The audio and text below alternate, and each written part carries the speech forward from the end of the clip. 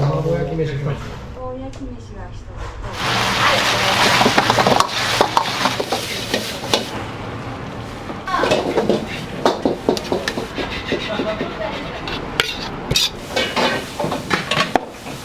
めっちゃうまいですね。最高です。外れなしでめっちゃ美味しいです。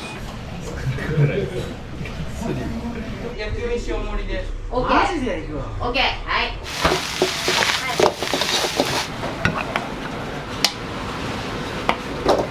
大盛り。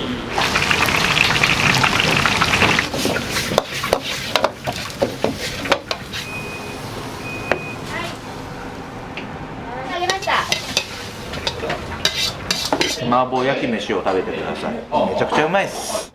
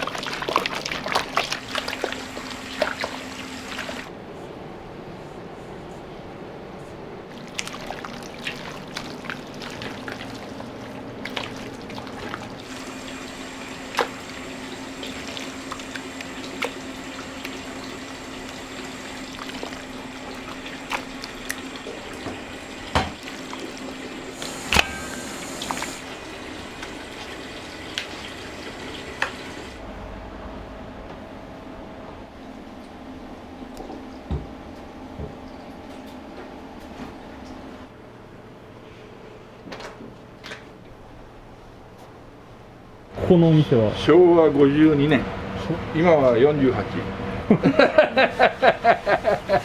75。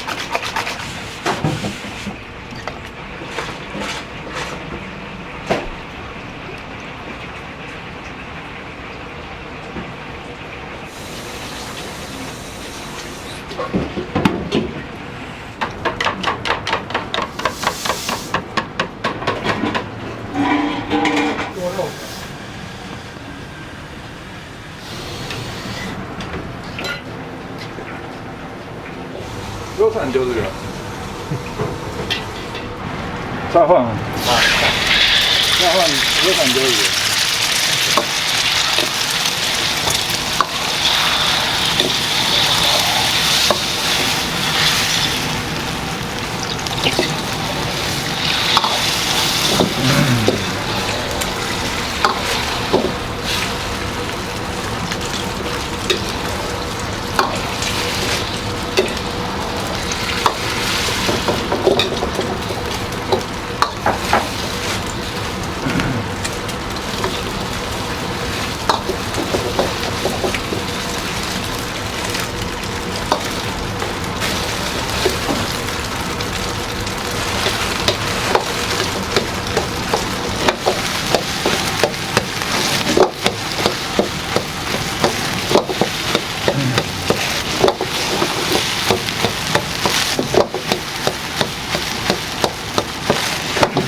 たいに一人前じゃないけんな。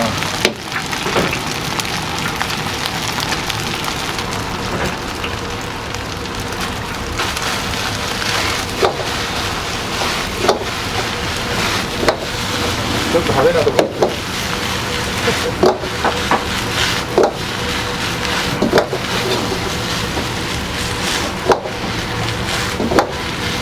いやー、こぼれた。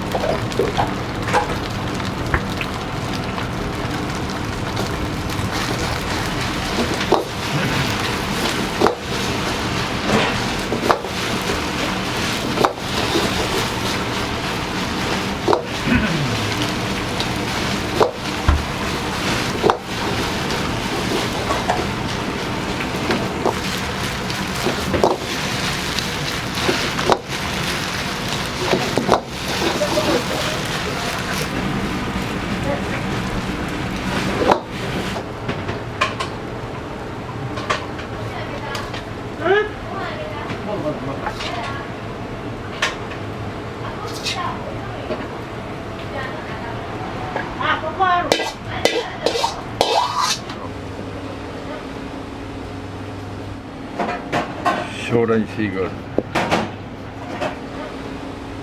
まだいるよ。やっ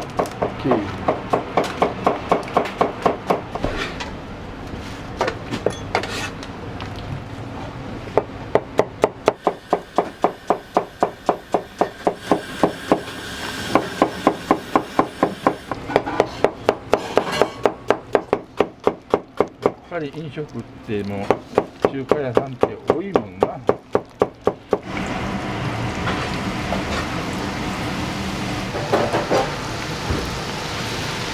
油気づけてよ、そんなからな。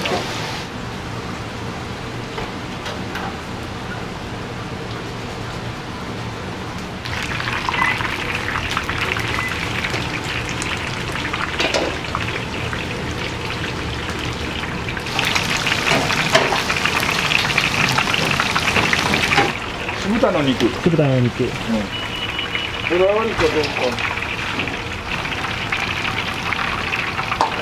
問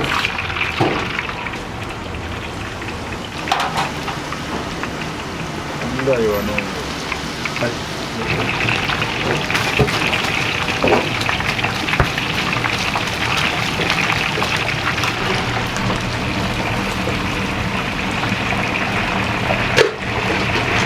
してました。計画できるんだ。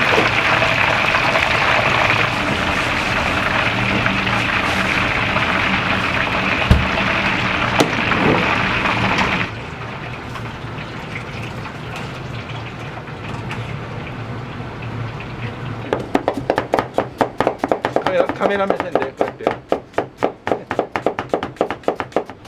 オッケー。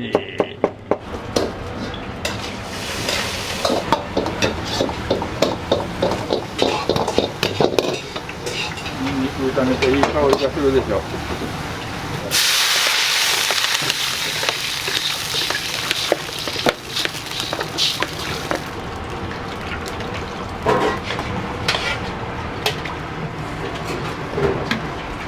酢豚のタレ。ポチ。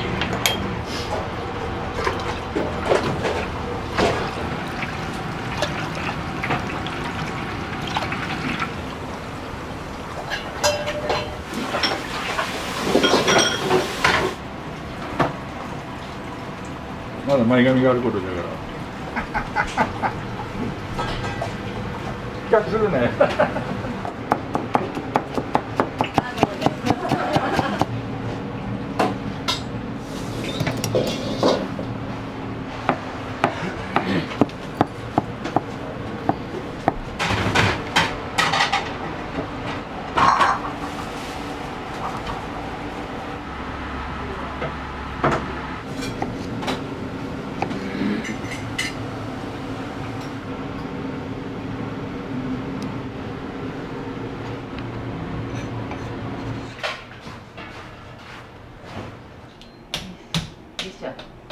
はい。ああ。はい、どうぞ。ありがとうございます。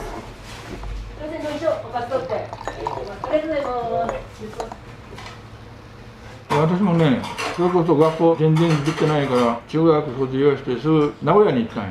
だから名古屋の会社が1年で潰れたん独立したいからね。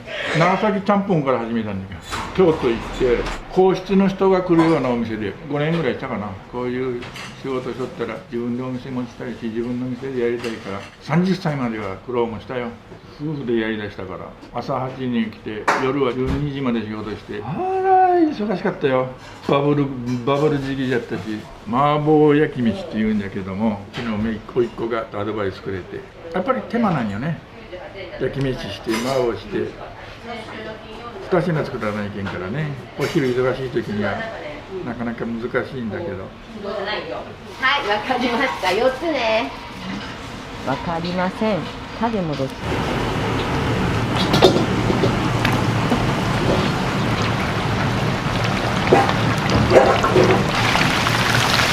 色々話したらダメ。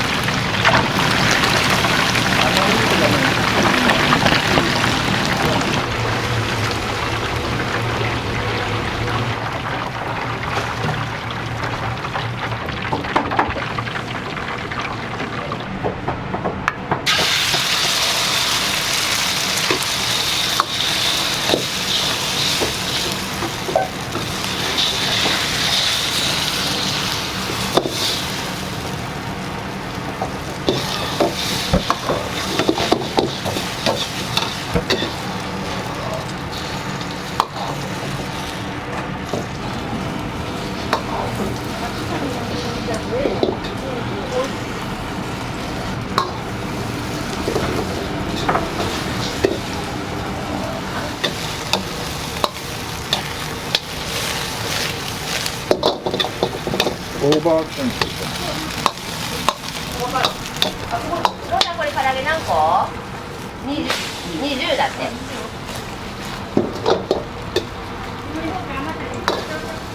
今日は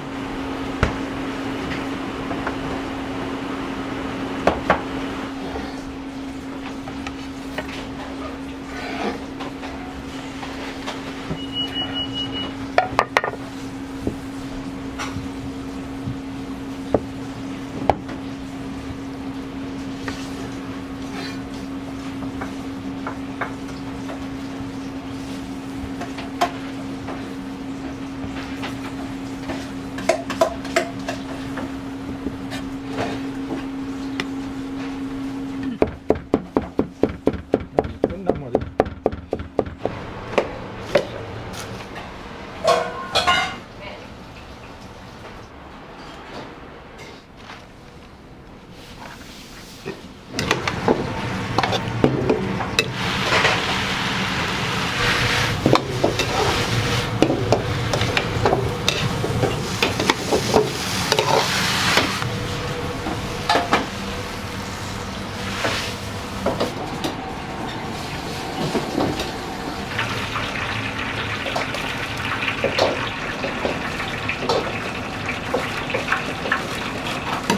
働かれて長いんですか？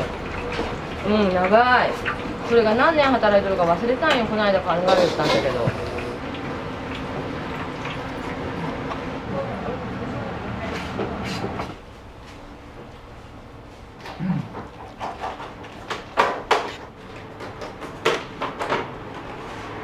ブロッコリーが入ったらね、女の人が化粧したみたいに綺麗なの。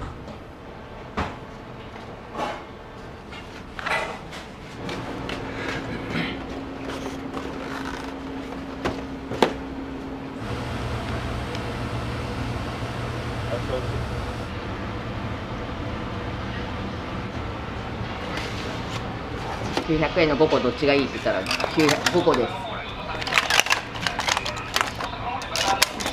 OK。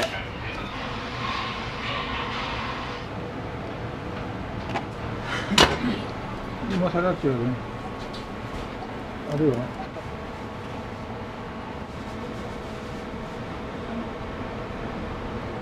足あるよ。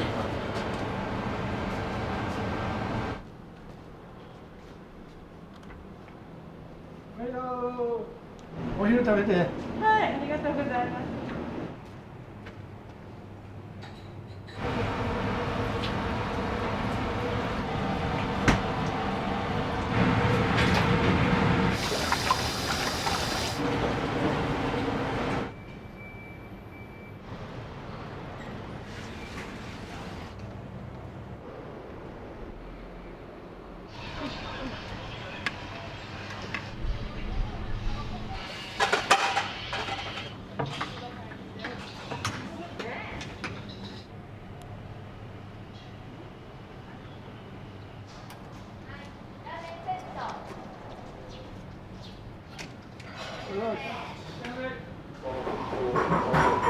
テレビ見たよ。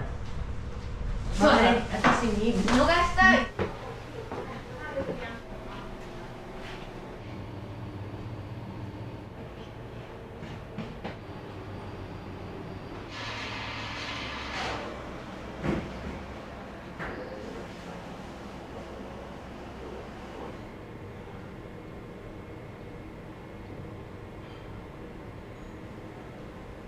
ビールちょうだい。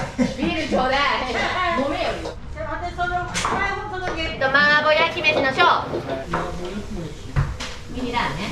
麻婆焼き飯セット。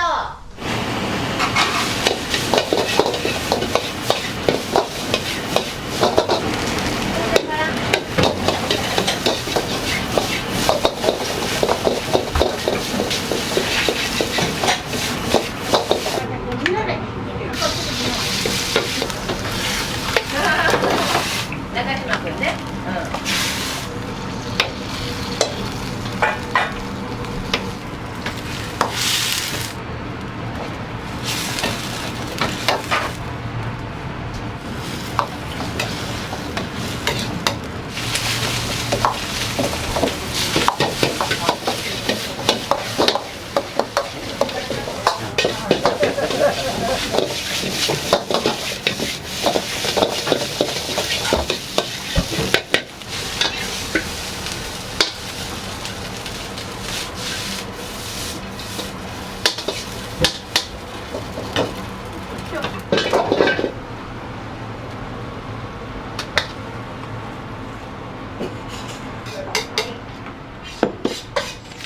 くよ。はい。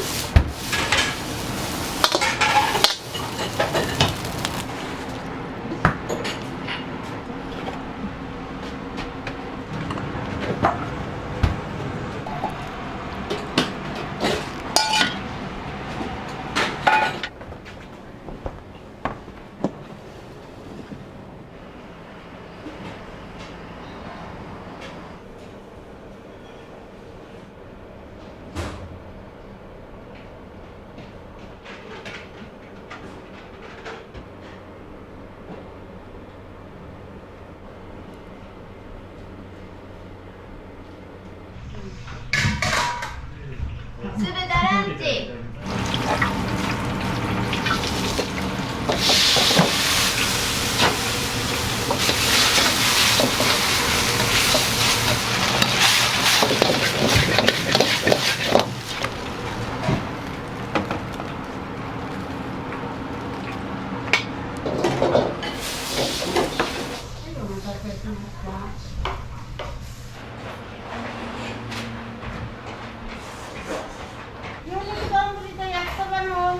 ありがとうございます。気をつけて。焼き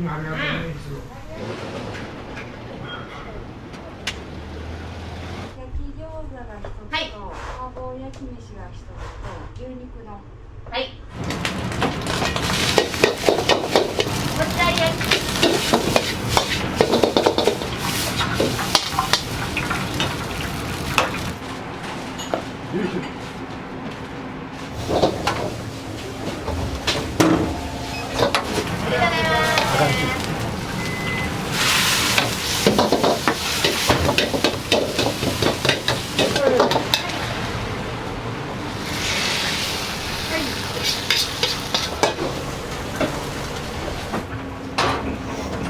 すいません、麻婆焼き飯は。はい。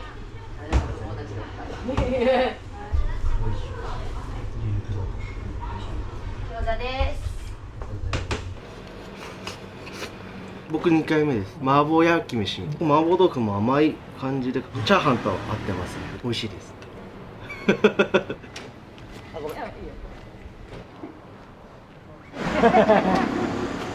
ありがとうございます。12時頃ね。全部で日替わり3つね。全部で3つ。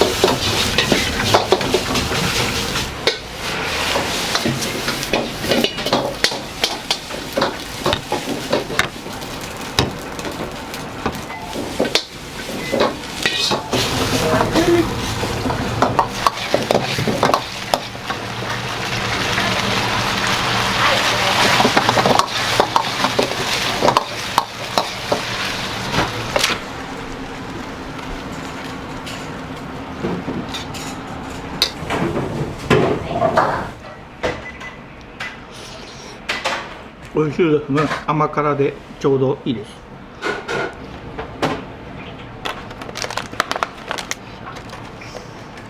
10分15分すいません。はい、お願いします。持ち帰り麻婆焼き飯が3とシューマイ。はい、あとお店も麻婆焼き飯。ラーメンのセット。セットですね。麻婆焼き飯とラーメンセット。あ、いいや。ちっちゃい方。ちっちゃい方。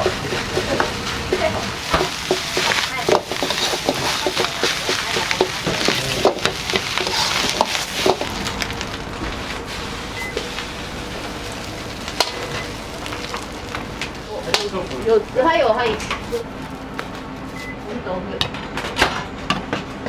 こがいい？はい、ありがとうございます。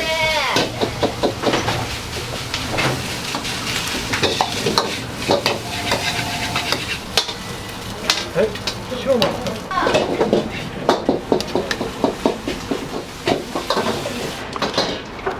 はい、最初に料理2つ。はい、それはこうだったんですね。はい。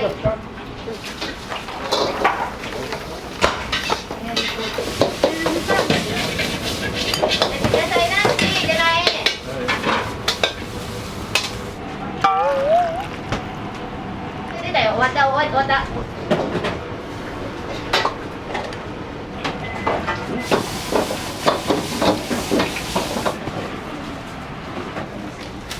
お待たせしました。麻婆焼き飯痛い。麻婆焼き飯の普通。辛め。麻婆焼き飯の大盛り、麻婆焼き飯の辛口が2つ、天津丼。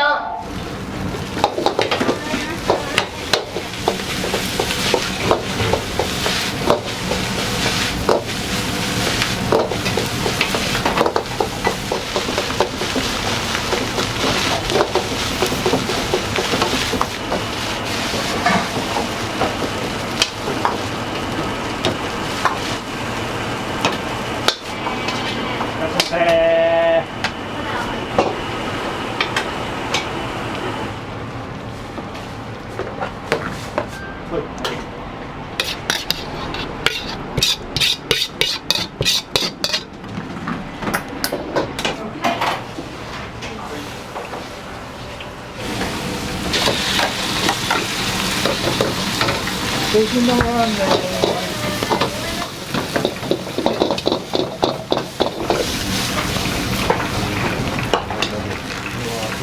あ、いらないよ、ごめんね。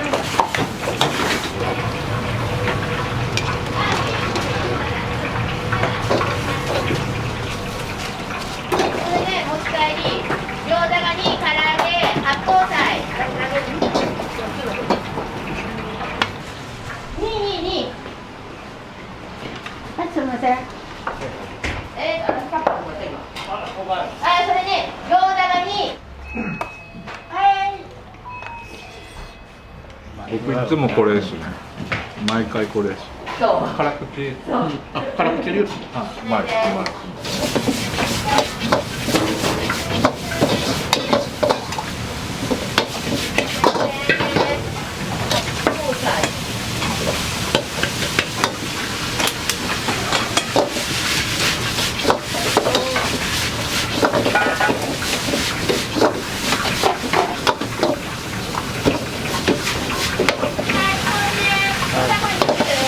あ、カレーに。はい。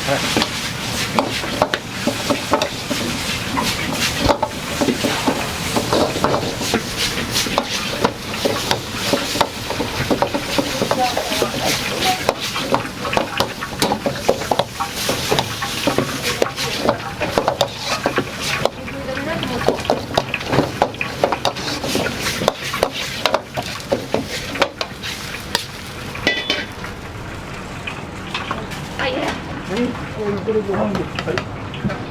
2回あげました。は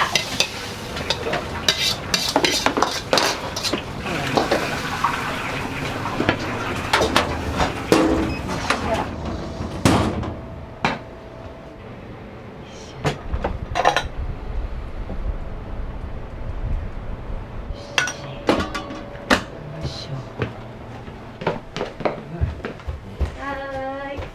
ないんじゃい。いやいいですよ YouTube だけ。いややめてはい、お待たせしました。ほい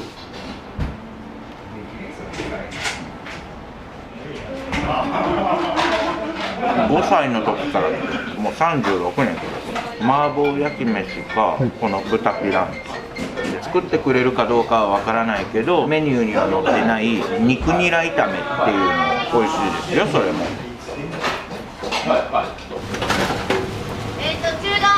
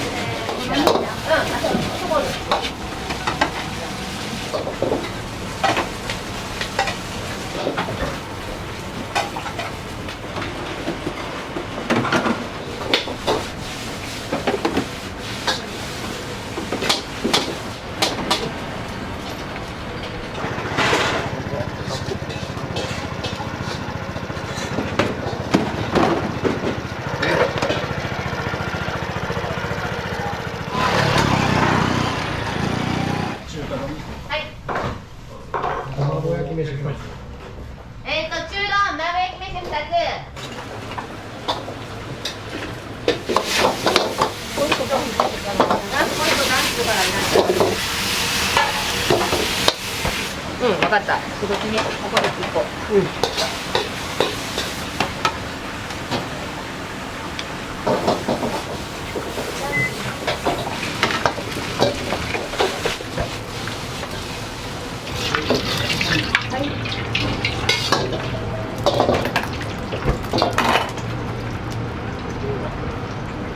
野菜ランチ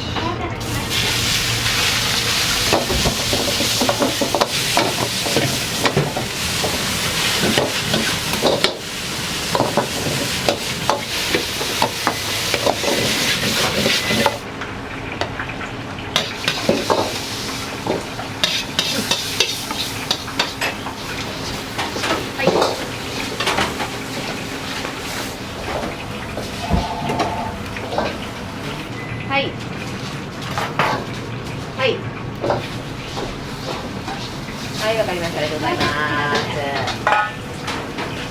先進風の森とラン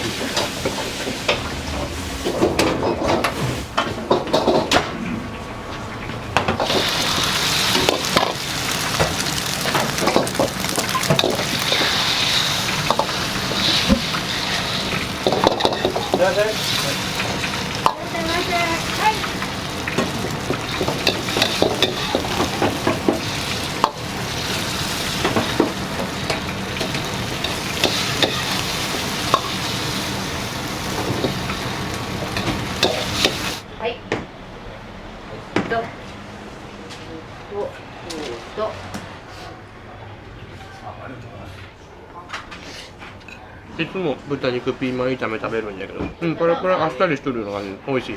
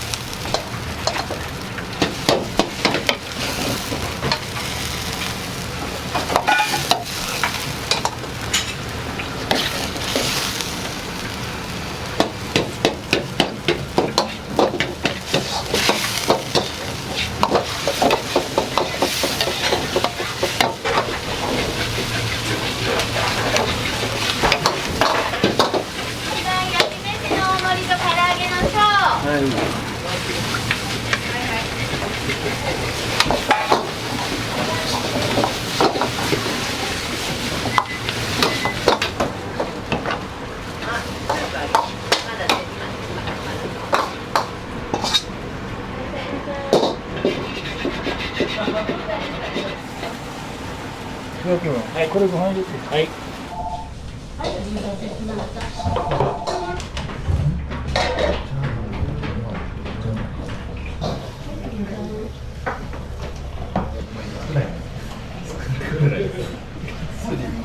普通の料理は多いですからね。失礼します。はーい。あ？焼き飯と唐揚げ。焼き飯と唐揚げ？唐揚げ10個ついとるけど、半分にするよ、ここに。あ、半分ね、ね。で焼き飯大盛りで。はい。はい、大盛り。ラーメンセット、天津丼セット、丸焼き飯、ランチ。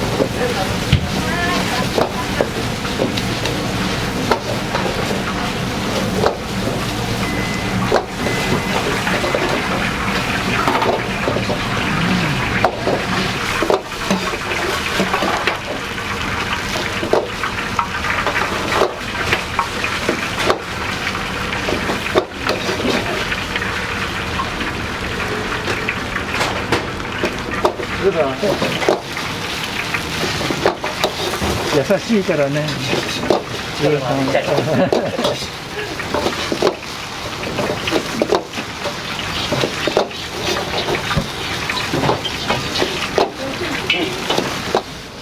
あと麻婆丼のしょ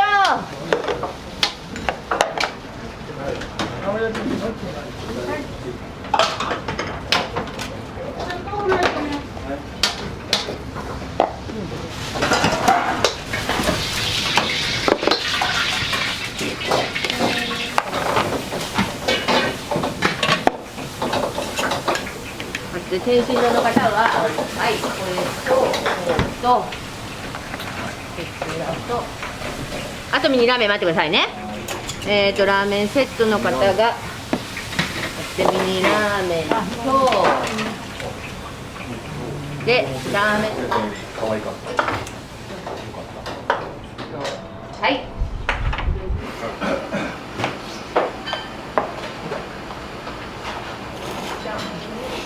天津丼のお味はどうですか？めっちゃ美味しいです。外れなしです。辛さも選べるんだよ。ピリ辛ぐらいでめっちゃうまいです。最高です。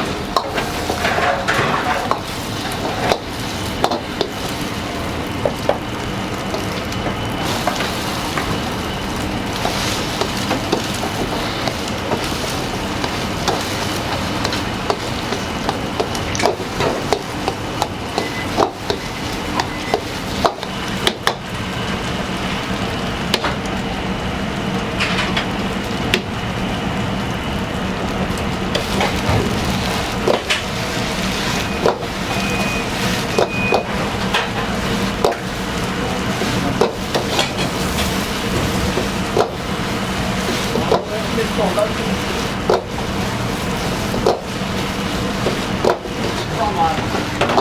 碗ですか。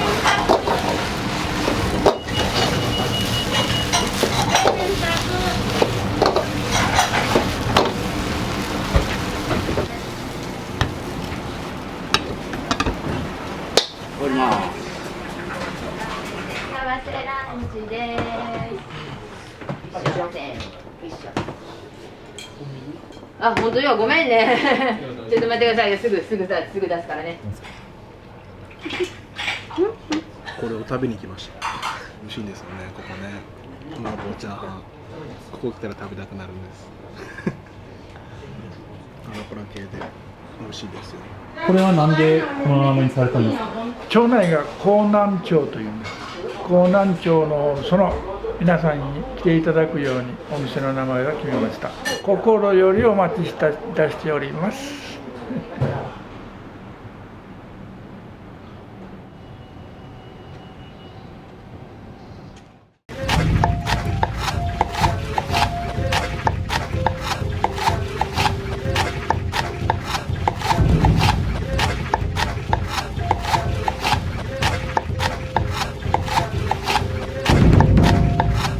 頭がついてる。知らない。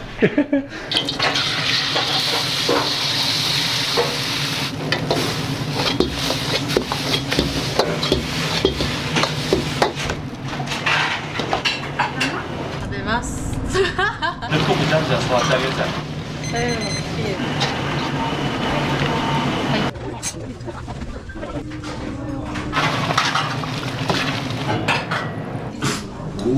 辛いのは大丈夫です。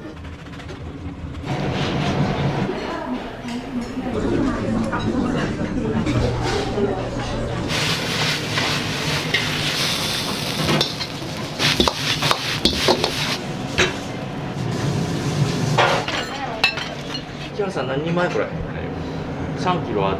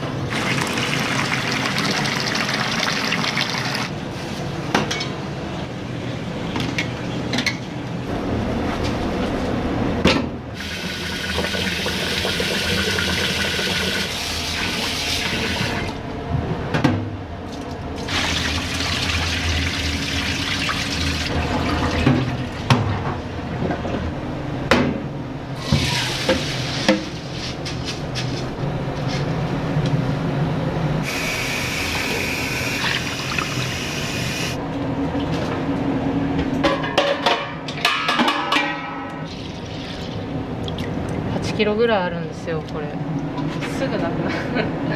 ランチタイムがご飯とスープおかわり自由なんですよ。昼の終わりぐらいにはもうこんだけしかないんで。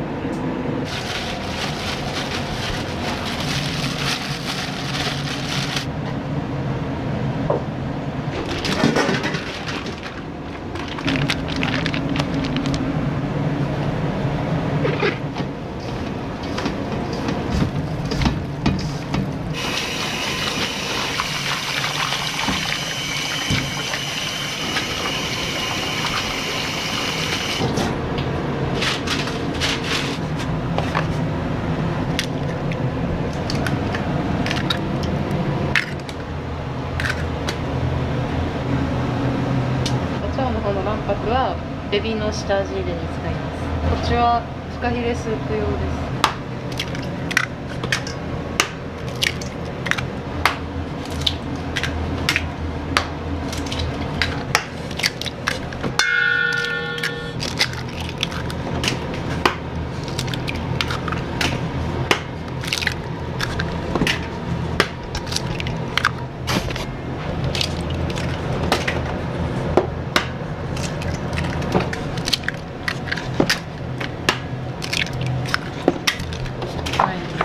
体50個ぐらいあります。50個ぐらい。はい。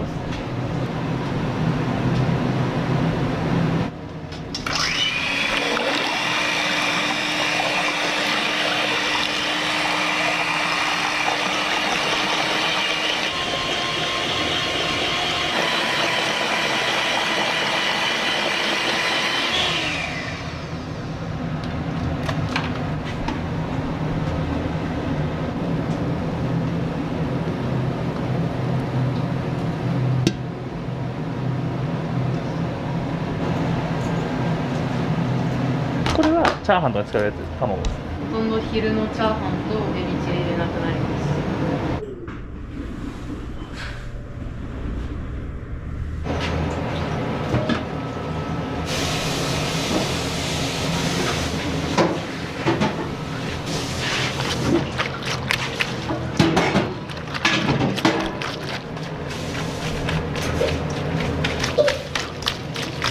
これは何のマシュマこれは豚肉の細切りでチンジャオロースとかそういう炒め物に使う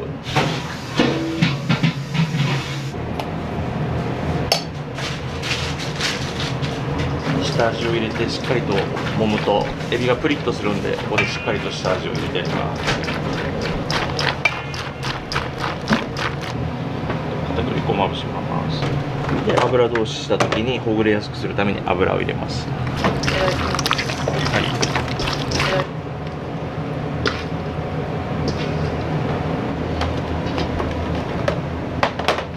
すごいですね。無言で出ていく。いや今日はねサービスいいですよ。サービスって何ですか？サービス。サービス。今日は仕事ぶりがいいです。あ、そういうことですか。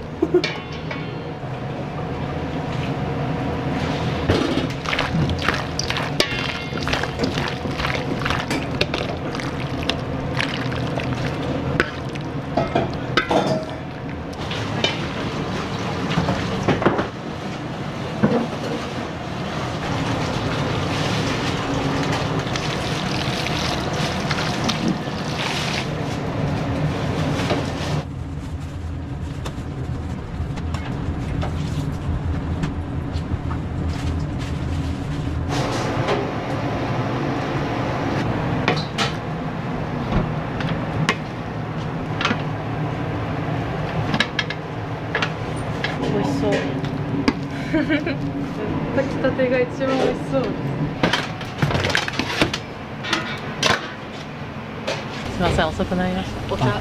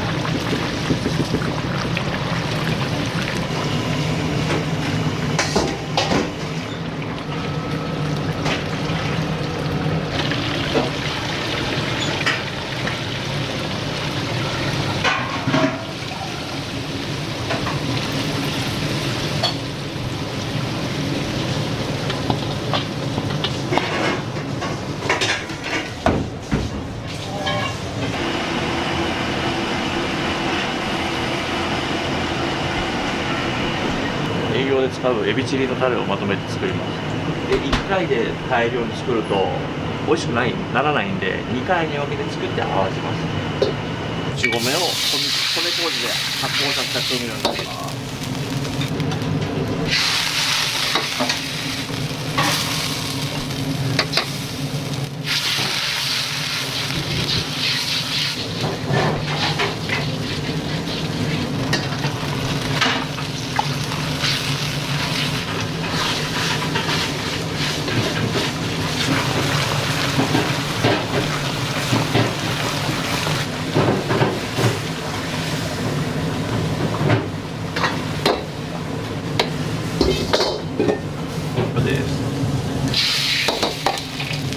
エビチリは出ますね。はい、麻婆豆腐に続いて出るかなと思います。一番はチン麻婆豆腐か。四川の山椒を使ってるんですよね。だからしびれる味。普通の麻婆豆腐は山椒使ってないのでしびれません。僕自分で作ってて辛いなと思うんですけど、お客さんねよく食べるんです、チン麻婆豆腐を。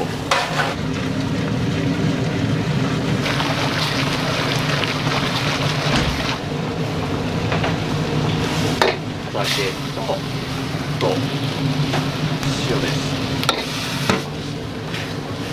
これ合わせて味を最終調整します。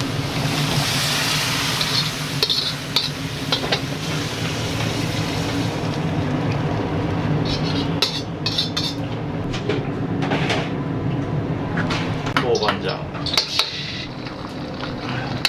ポチ、実唐辛子、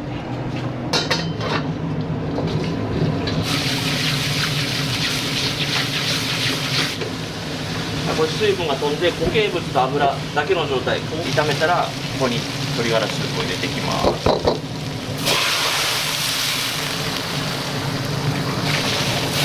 お酒と醤油、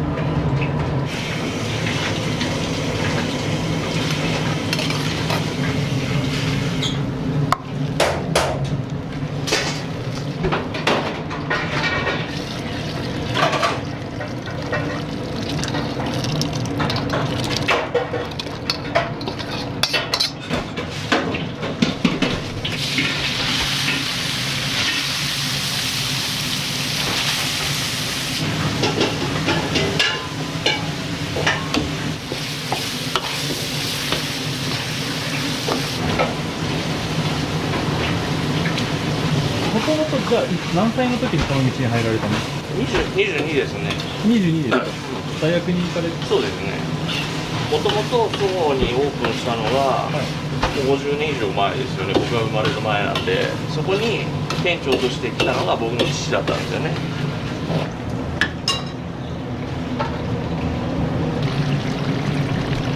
お酒、醤油、甜麺醤、胡椒、これだけです。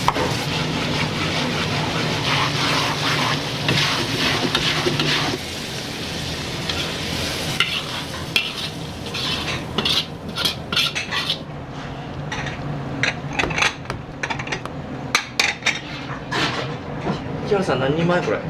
豆腐30個。いやそんなもんじゃないよ。3キロあって麻婆豆腐で7、80個分ですかね。まあ1日持つかな、持たないかなぐらいですね。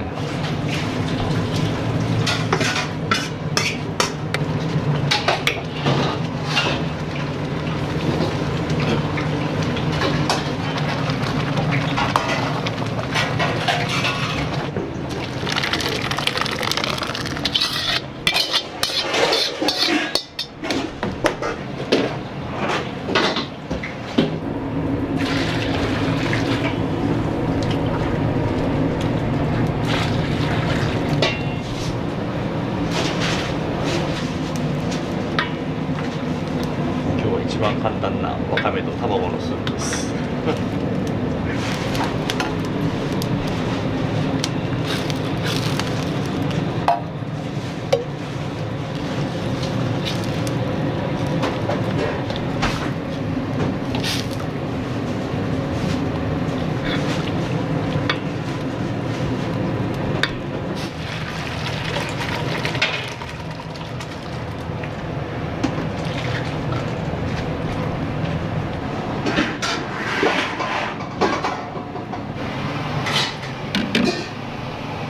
ここでボウルに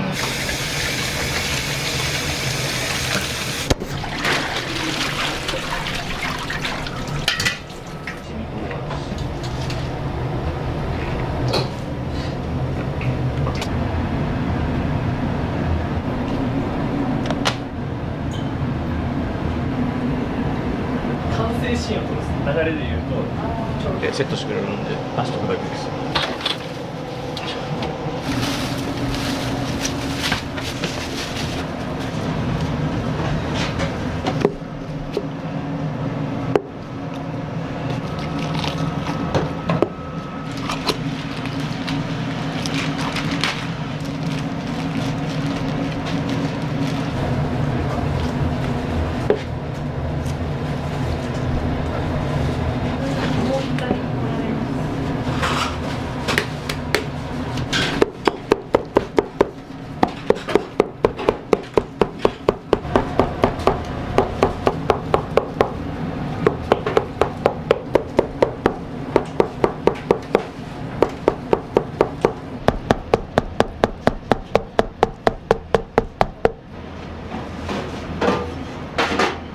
ももの部分と胸の部分で分けてバンバンジーに半分ずつ盛るような感じで使います。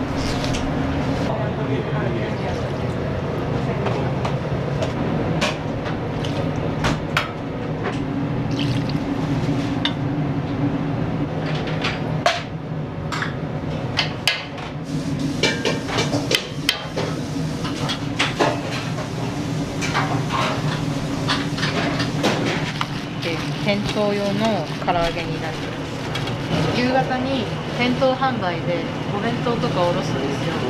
それ用の唐揚げです。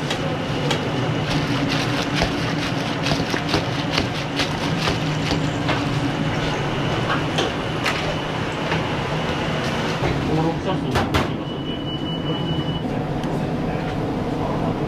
セットでじゃないですね。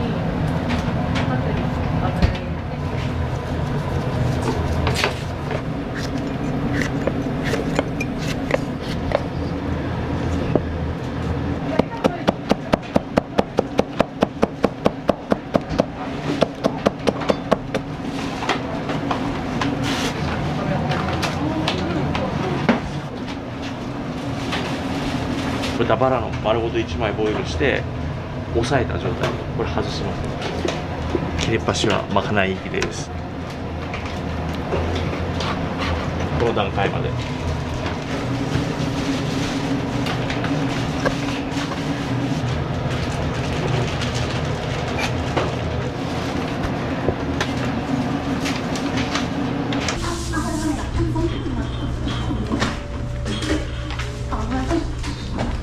私は中国の人なんですけど、だから担々麺の本場のところなんですけど、日本に来た時担々麺食べさせてもらったんですけど、もう本当にその美味しさにちょっとびっくりして、もうここで働こうと思いました。今でもまかないで担々麺出てくれたらすごい嬉しい。はい、お待たせしました。どうぞ。はい、いらっしゃいませ。はい、お好きなお席へどうぞ。いらっしゃいませ。はい、姫様。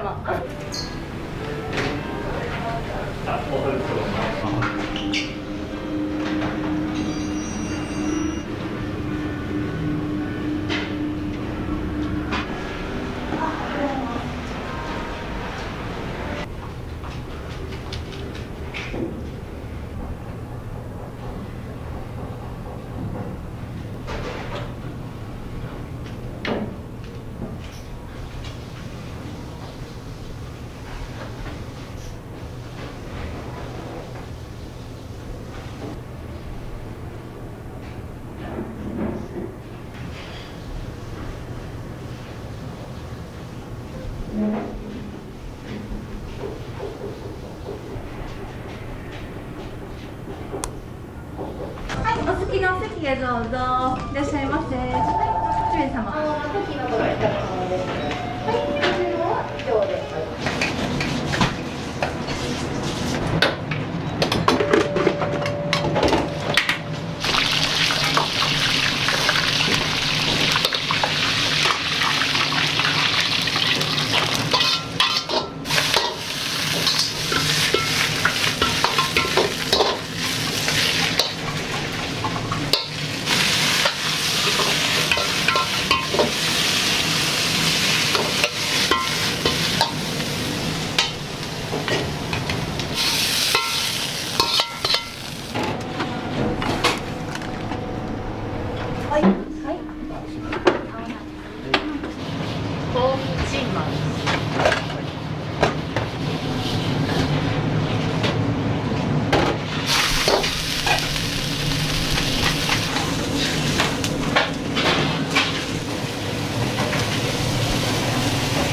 大盛り。はい。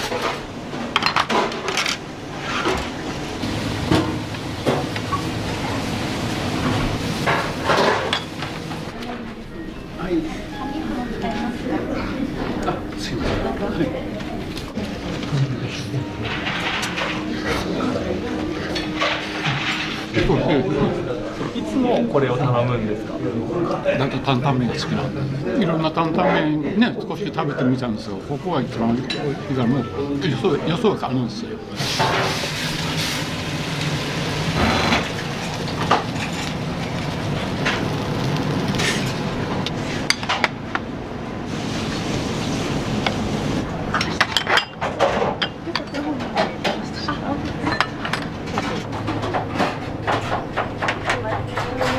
お待たせいたしました。はい、エビチリのランチセットになります。はい、失礼します。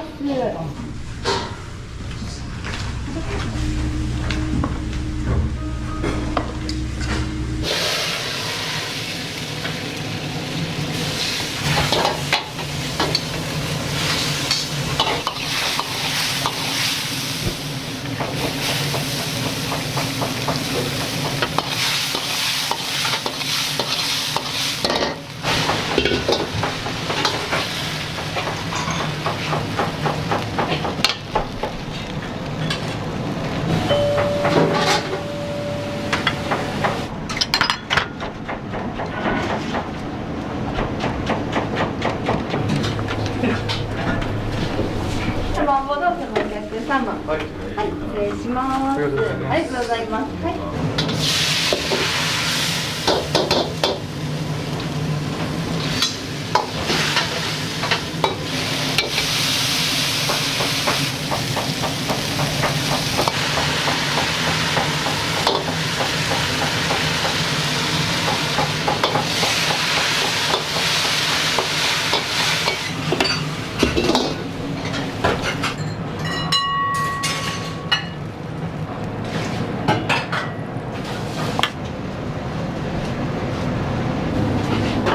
お願いします。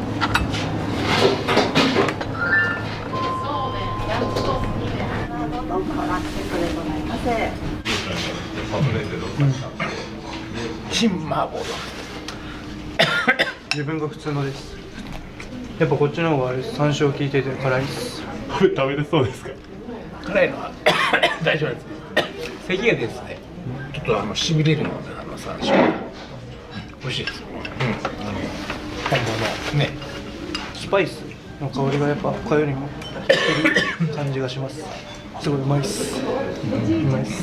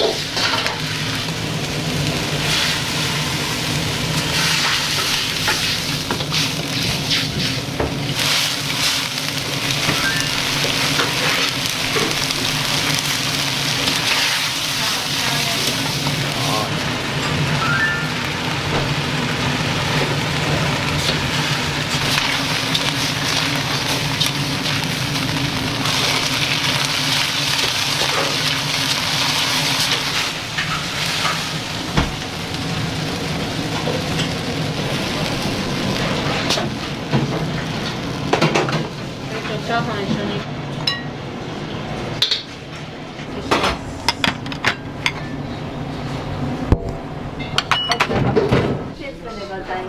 ちょっと奥から失礼します。はい、ありがとうございます。後など気をつけてお召し上がりください。お願いします。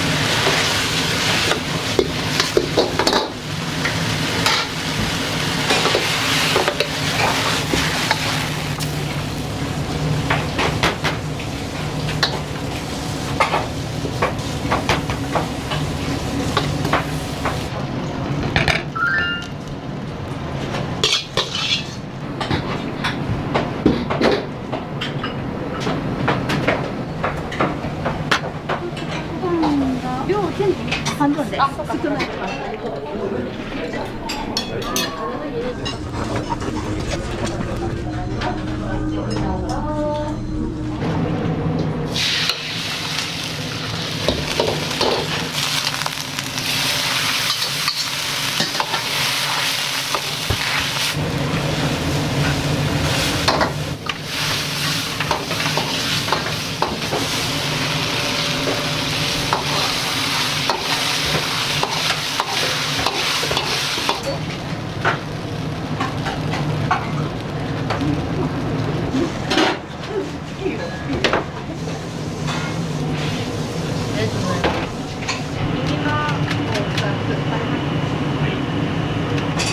先かけさせていただきます。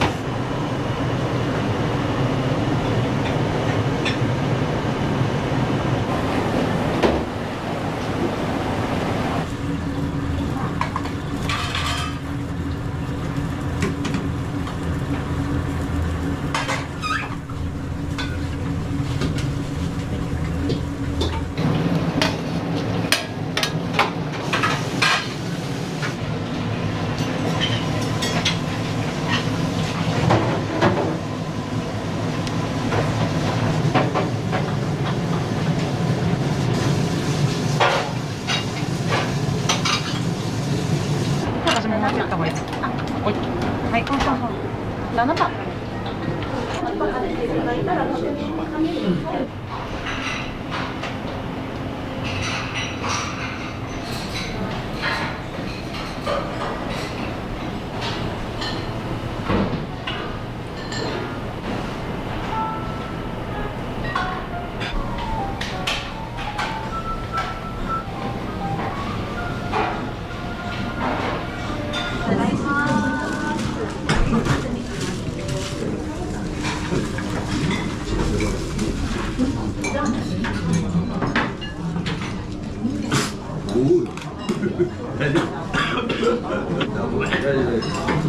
辛い。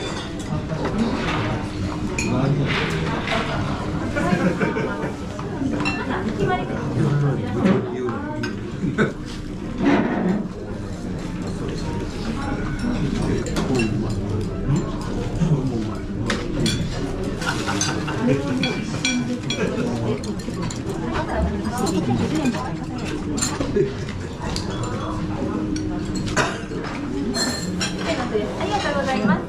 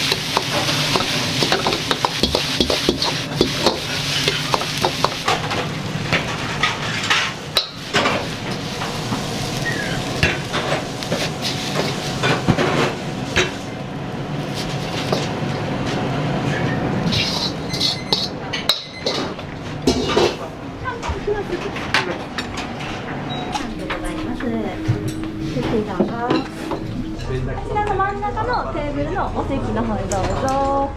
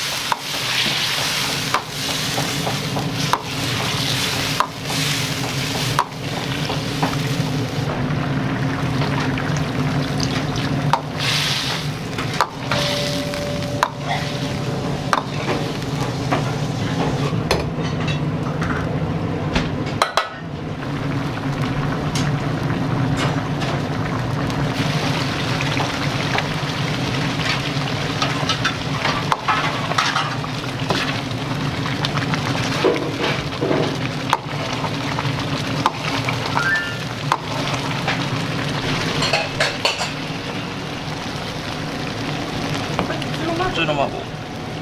1万持てる。1万続けていくよ。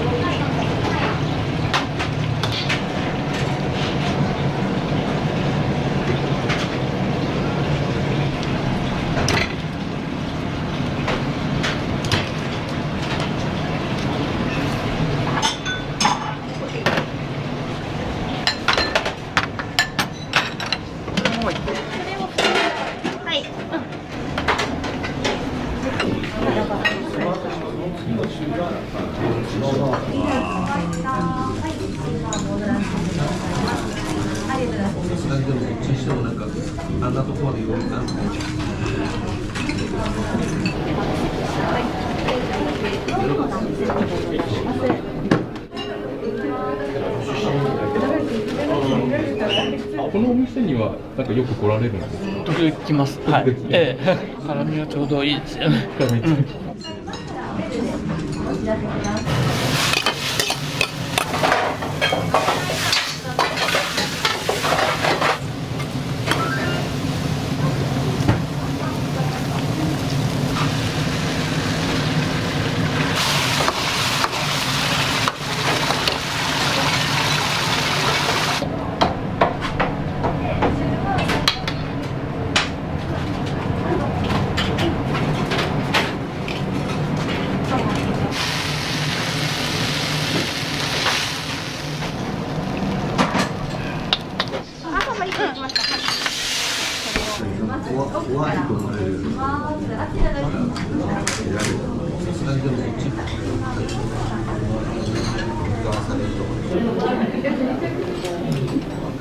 結構辛いですよ。結構辛い。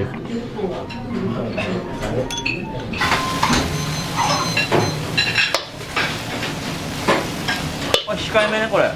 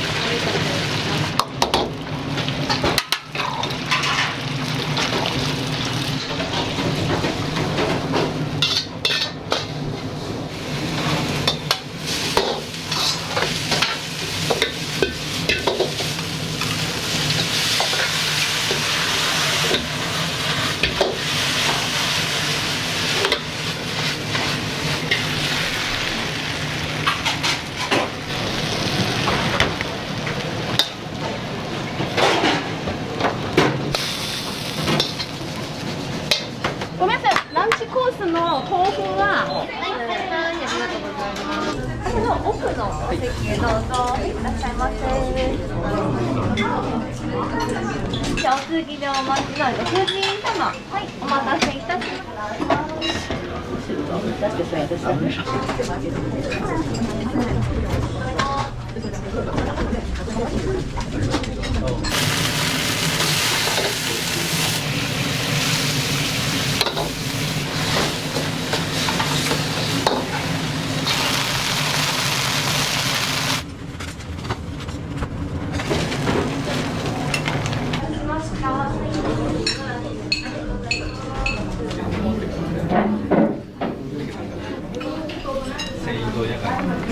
21です。21歳、はい、大学生です。大学生です。今日初めて来ました。今日初めて、はい、ちょうどいい辛さでとても美味しいです。美味しかった。はい。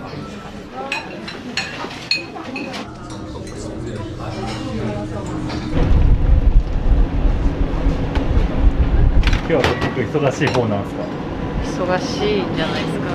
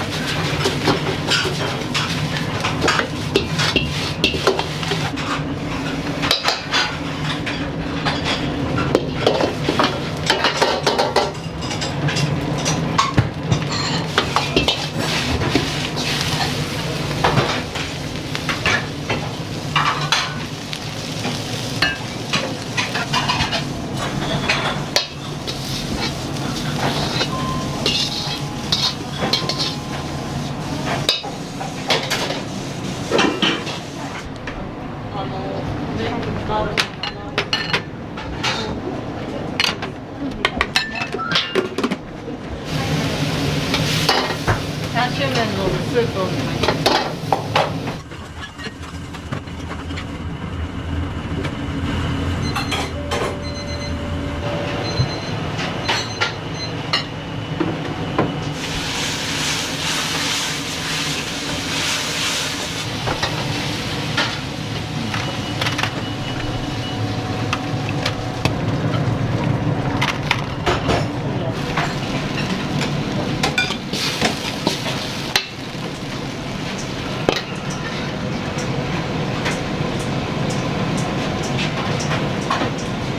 激辛です。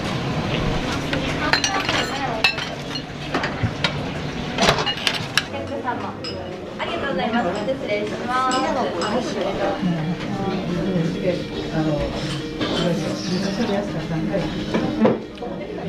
激辛ですね。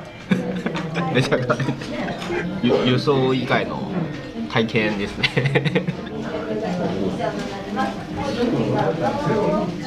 Very good， 好吃，美味しいです。コウサイ。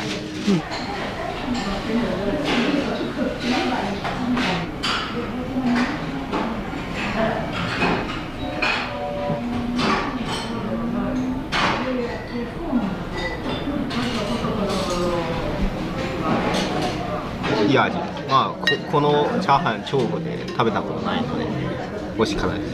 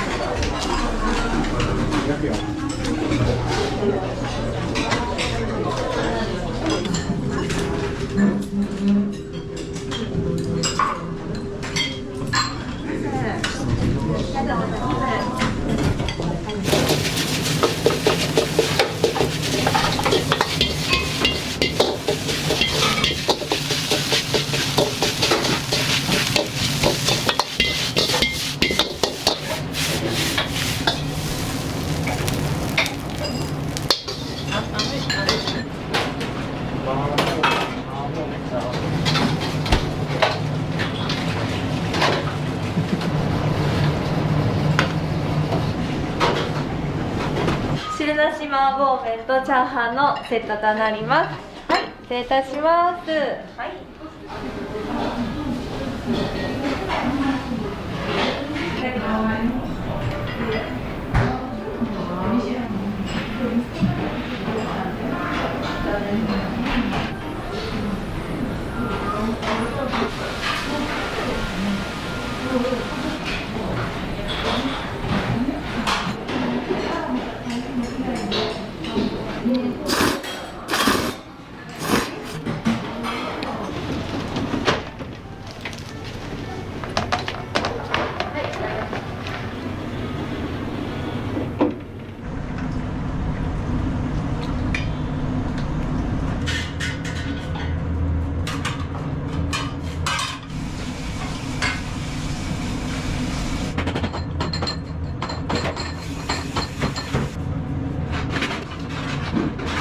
いろんな映像動いたのかな。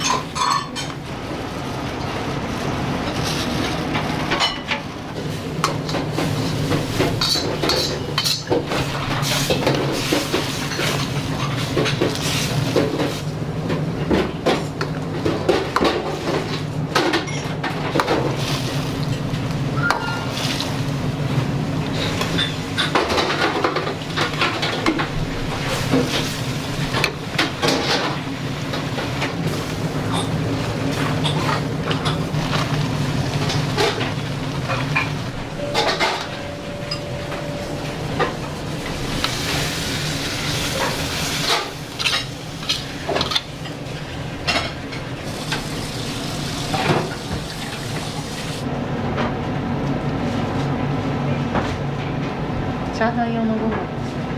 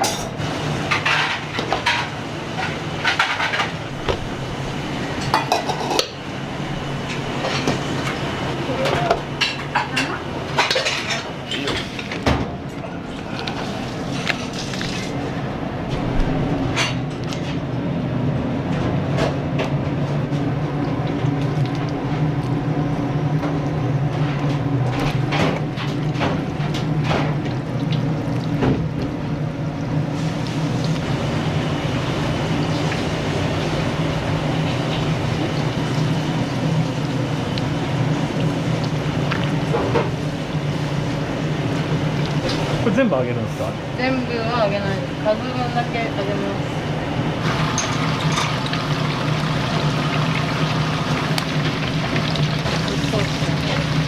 あれ食べるの結構好きなんですか？食べるの好きです。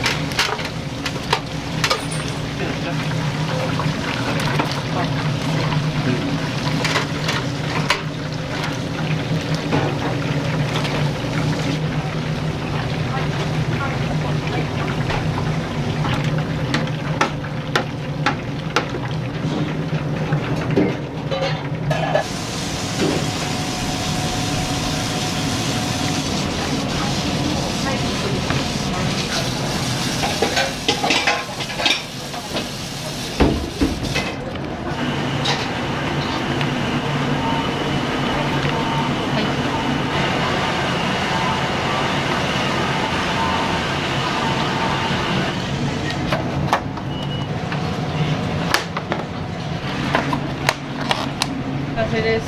ちなみにお昼はまだですか？今から作ります。いつもこの時間ぐらい食べられるんですか？この時間から作り始めます。3時半。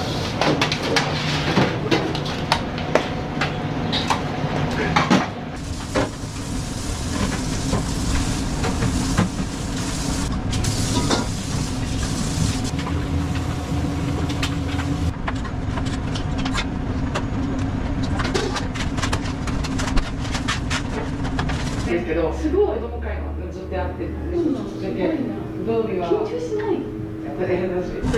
一番いい。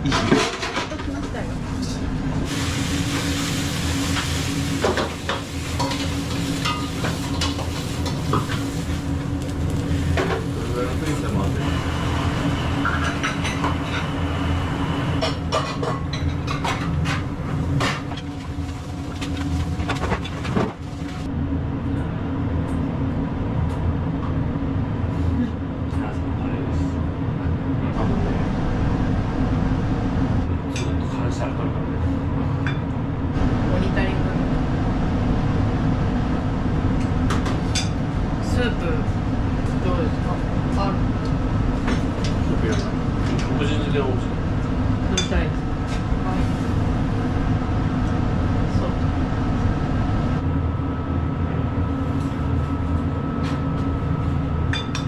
いいの？自分のペースで甘いものから始めてもらって。いや、大丈夫です。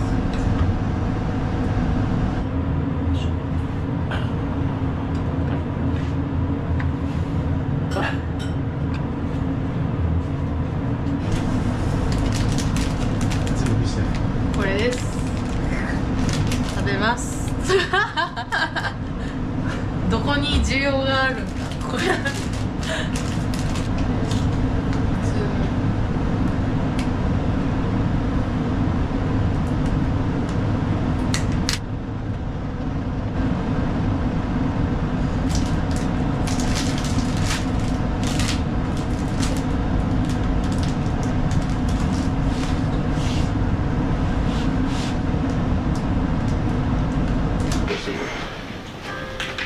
ケイさん頭に何ついてる？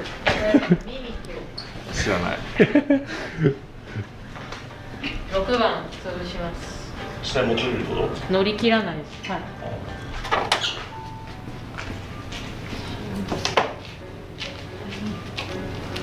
おすすめですか？はい。私が好きなのは中華丼です。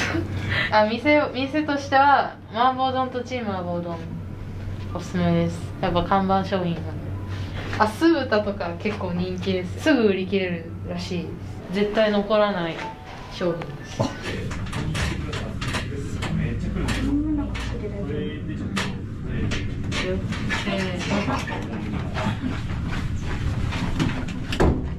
い、いらっしゃい。はい。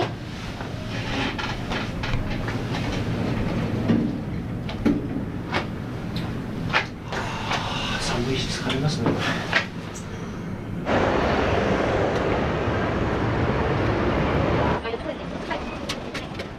料理長が料理作っとることとか、どういう料理作っとるのとかをこうカメラで撮って。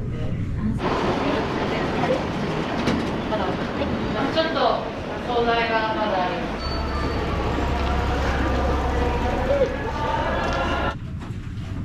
一緒に持って降りるんありがとうございました。お話ちょっと遅れてますのですいません。奥場所ない今からなんでなんかはいお待たせしましたありがとうございます。またはいお待たせしましたありがとうございます。またお越しくださいませ。お待たせいたしました。はいまたお越しくださいませ。いらっしゃいませ。お待たせしました。こちらが鶏手の豆板醤炒め酢豚のこちらでございます。これはい、ありがとうございました。またお越しくださいませ。大変お待たせいたしました。ありがとうございます。またお越しくださいませ。お弁当。お弁当。いつも結構買われるんですか？うん、結構ここの美味しくて買ってる。今日は丼とそれとエビチリと鶏を炒めたもんかな。今日の晩ご飯。はい。ありがとうございます。はい、どうも。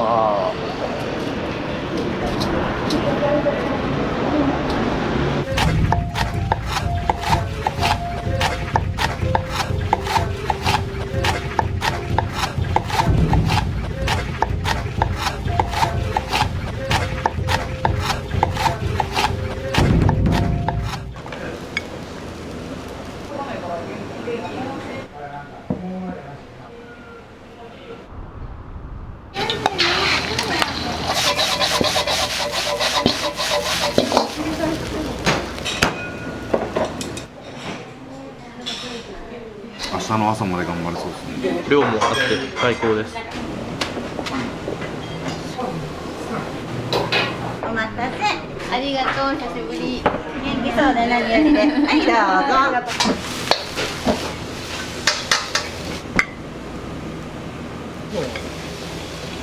ぞ。おい。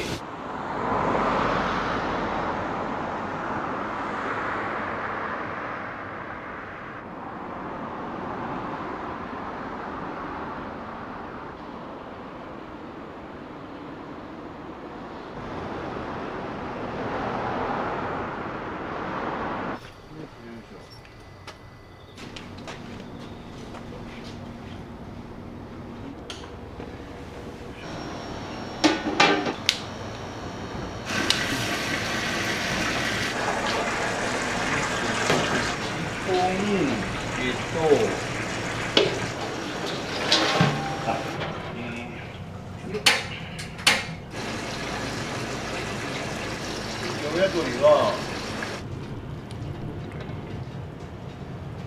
出汁が出るようにしなめす。これ豚骨って言うけど割ってないから臭み全然出ない。下茹でしてないんだけど油がもったいないっていう。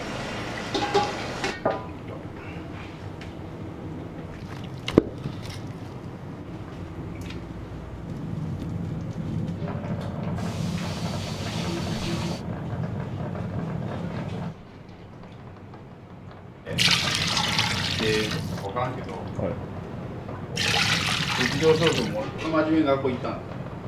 うちの兄貴が横浜生まれで俺が大阪生まれで3歳かぐらいの時こっち来たっていうかな。店長今おいくつになるんですか？僕48で今年49になります、なんで名前がもりもり亭なんですか？しっかりもりもり食べれるように。うちのお父さんが亡くなって僕がやりだしたの。いやうどんは大変よね。作った後にうちねラーメンじゃなくて中華も入ってるからちょっと仕込みが大変。私もパティスリーっていうケーキ屋さんしてます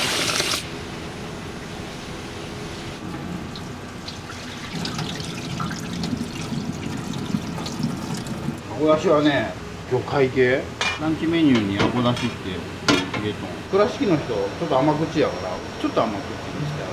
うちのもりもり亭始めた時に酢豚なんかめっちゃ酸っぱかったんだって。でみんな残すけんなんで酢豚残すんって聞いたら酸っぱいやん。いや酢豚やんで砂糖の量を3倍ぐらいにしたらみんな食べるようになったって。地域性があるんじゃな。じゃあ地域に合わせて味を増す。そうみんなまだまだ漫画読むよね。これ店長のセレクトですよ全部。いやお客さんビッグコミックシリーズ全部ある。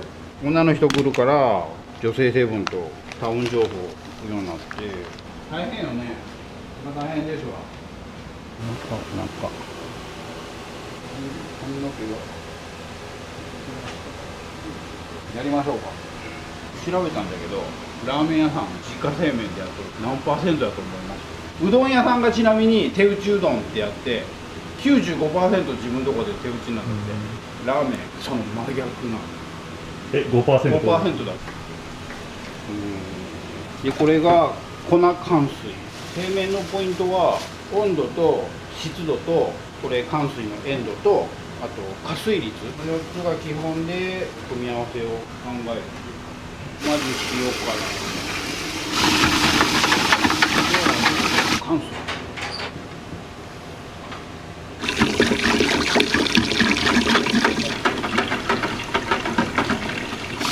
これで乾水ができました。はい、いただきます。一晩寝かせます。それで冷やしたやつのだいぶ安くなったって言うけど、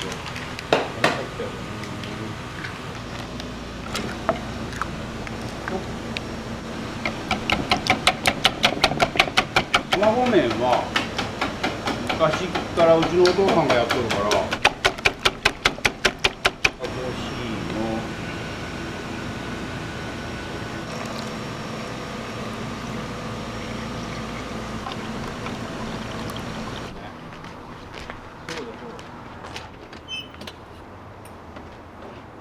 5キロ作ります。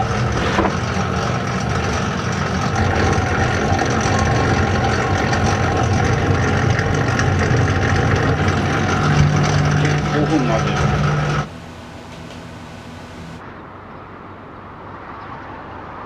水分の 7%、あれ 7%？ よいしょ。ないよね。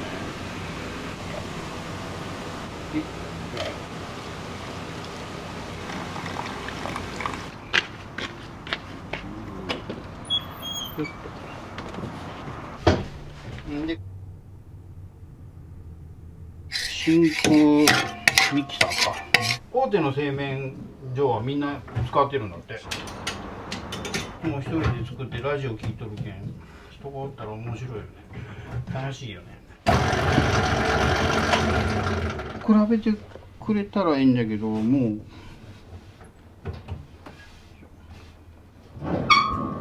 この間に次の粉を仕込みます。比べんと分からんけどしっとりっていうか、これで何パーって言ったかな。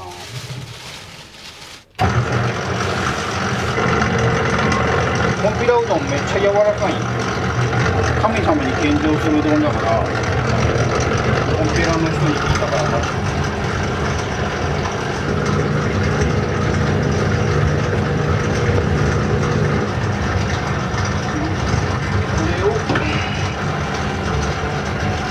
すごい柔らかい。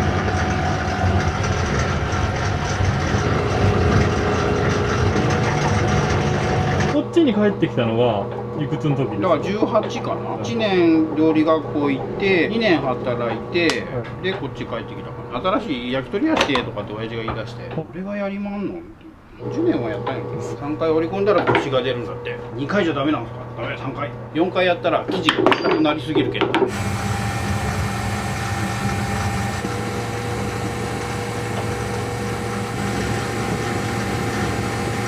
さあここから切っていきます。この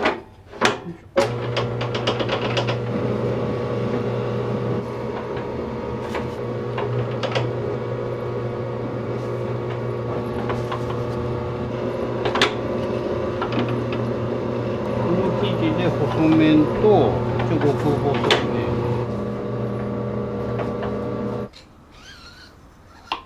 これね、刃で麺の細さが変わる。これは普通の醤油ラーメンとかの麺で、ちゃんぽんなんかは太麺、これと白湯ラーメン、あれは麺が細い方がやっぱ美味しいから、それ用に麺の細さを変えて。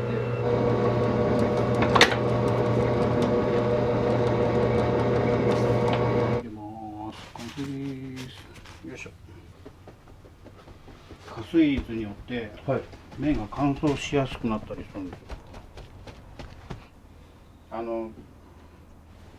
はず。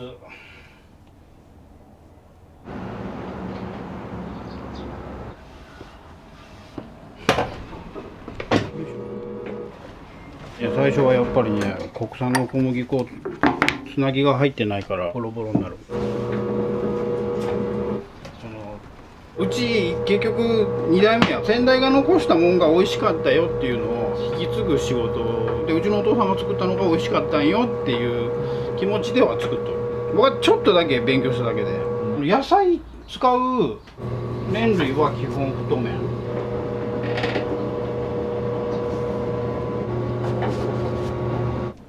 あれおもろかったね。よっしゃ、これが今日の麺ですね。これ今日の分、基本毎日作ってる。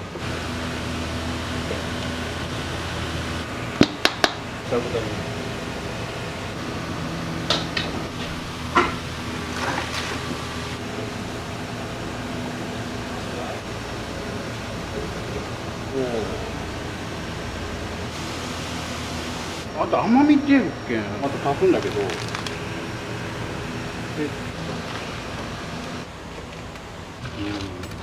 今は今から、朝早いんですか、よそのさ。ちなみにこれがチー油なんです。だからうちはこれを他の料理に使ってる。混ぜそばとかはもう10時ぐらいだったらだいぶ油だけ浮いてくるから、これだけ油だけすくって。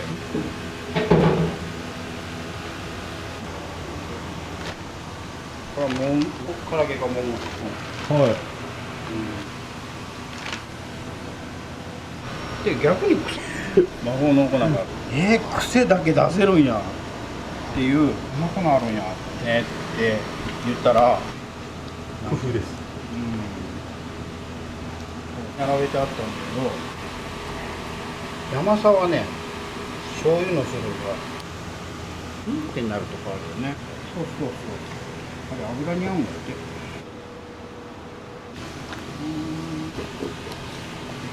何が美味しいって言われた時に、いや、うちは全部自分が本気で作ってるんで、何がおすすめですかって言われたら、どんなん好きですかとかって聞けるけど、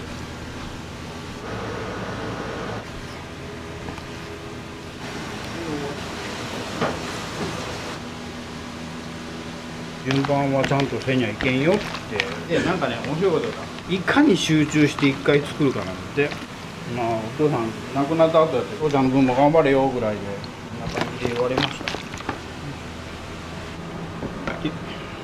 醤油ラーメンのタレやから、血の味が出るよ。オリジナルソース。そうそう。これ塩味ですね。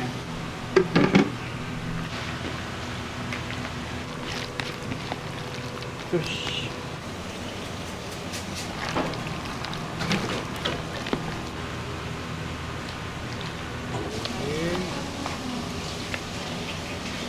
うちはもう全部注文が取ってからあげます。わかりました。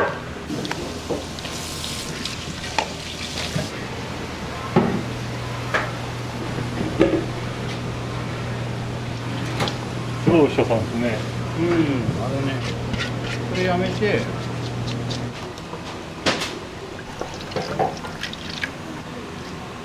隠し味ばらしちゃう系です。これは天ぷら粉で、これが魔法の唐揚げ粉。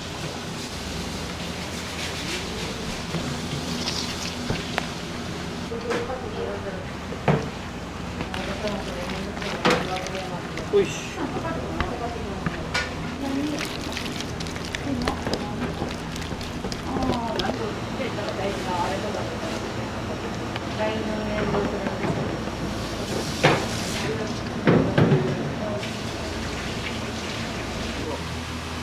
好きなようにやったらええんよ、みんな。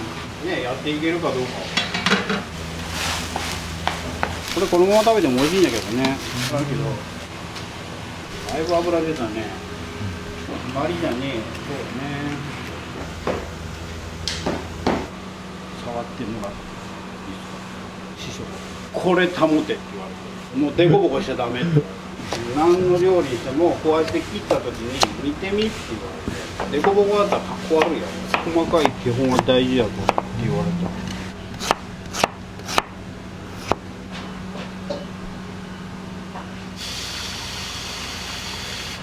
面白い動画なんかあるかな。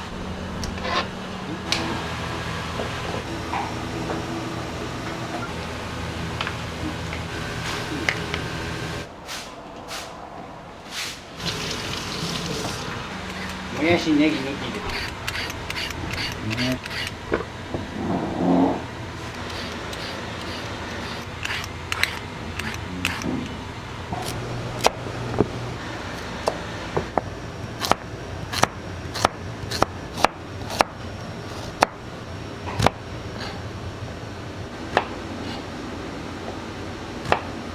次にんじん。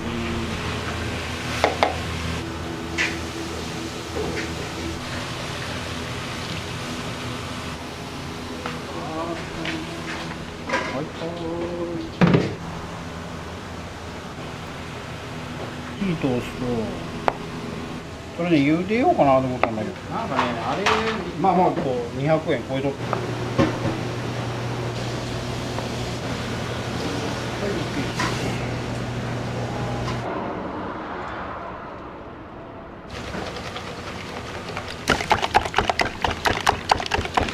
これは今から錦糸卵を焼くのと、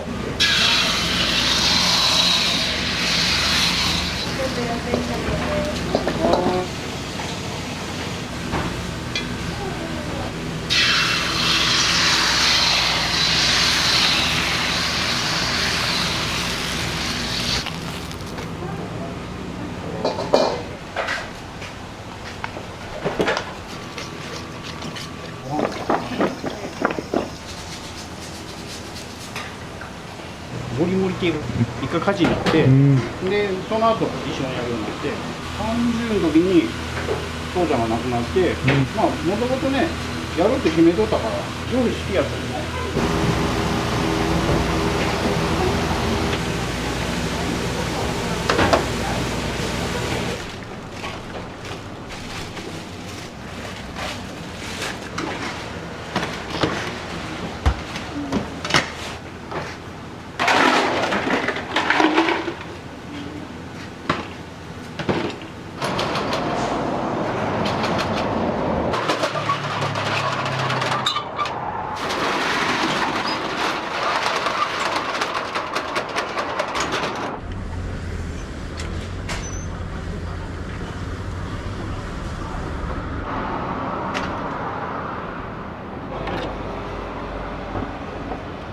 はい。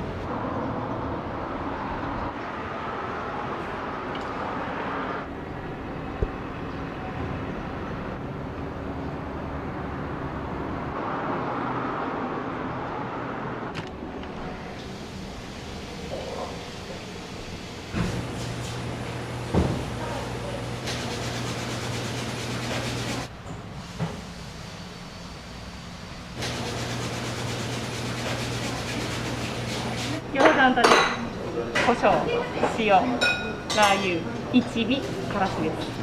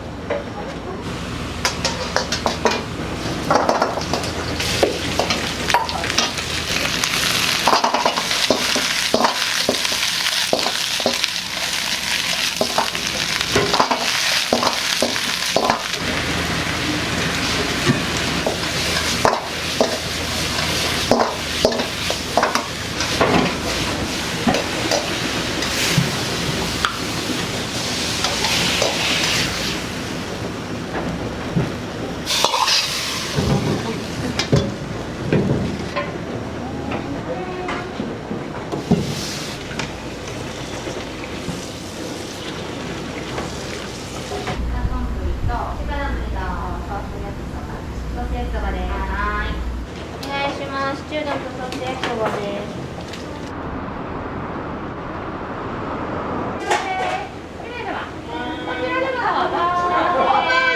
ソース焼きそば、はい、焼き飯のミニ焼き飯です。はい。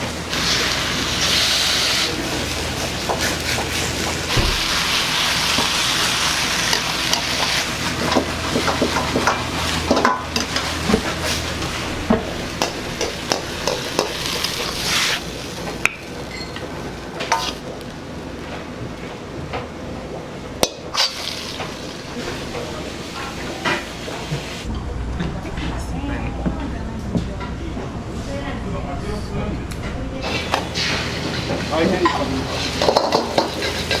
決めしようがない。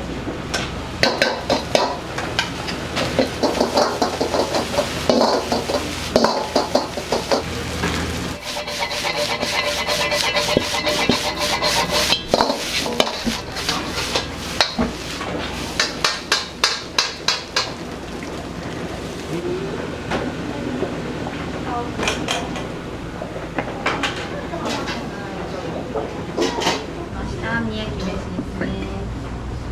長少々お待ちください。はーい。またエミさんとご乗車します。昨日も来ました。今日は焼きそば、まあ焼きそばが好きなんで焼きそば。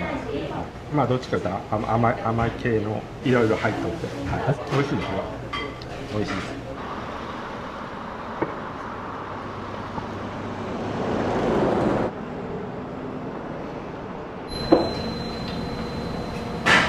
白湯ランチ、トリデンで揚げ料理どちらにしますか？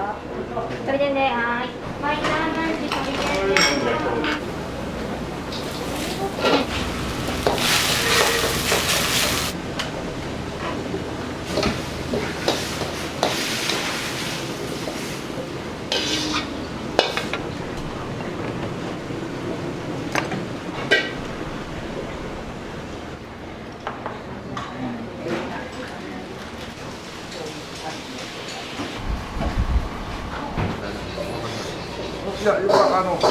店には結構来られるんですか？ちょこちょこね。よく頼むメニューありますか？味噌ラーメンオンリー。味噌ラーメンいつも来たら食べる。うまいよ。ここの味噌しか食べない。ありがとうございます。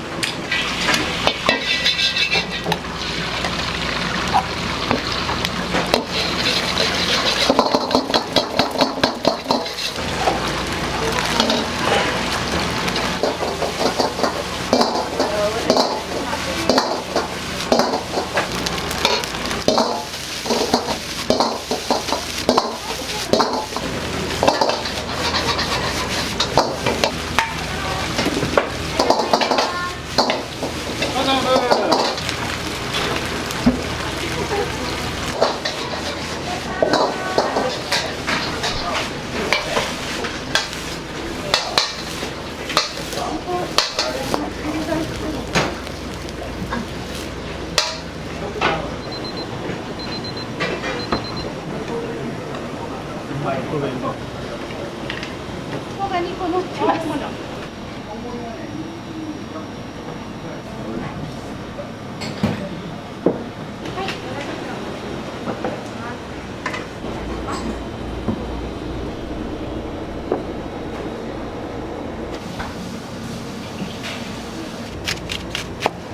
うち餃子に回すんで。そうそう。なんか教えてくれたん朝ラーメンやっとる。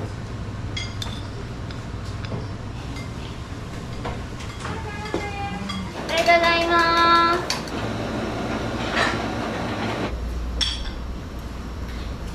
あ、はい。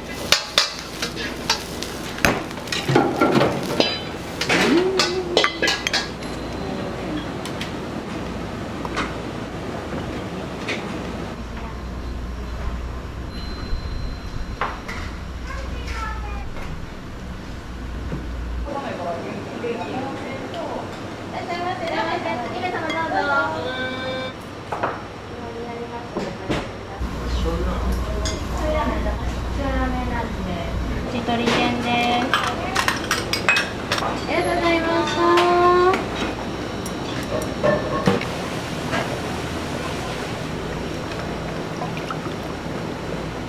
失礼します。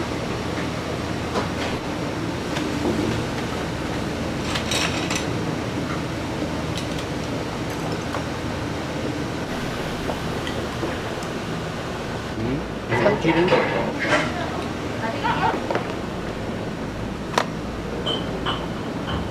いですか。はい。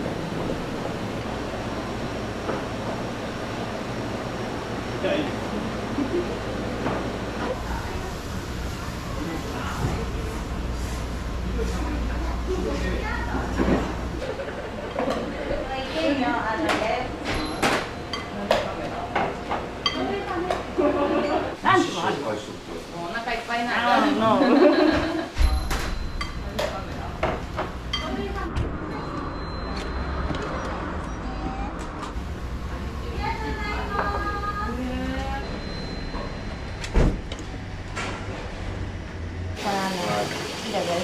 お茶い味噌です。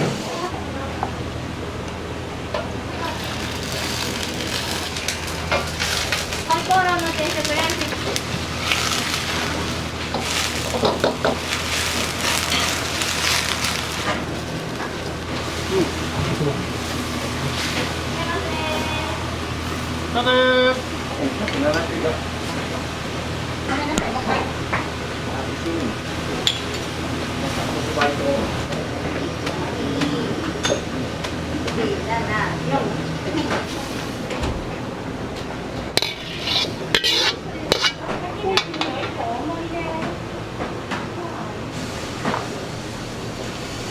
野菜味噌になりますね。これ単品ですね。ミニが普通じゃないかな、ここは多分。で単品だと大盛りぐらいの感じですね。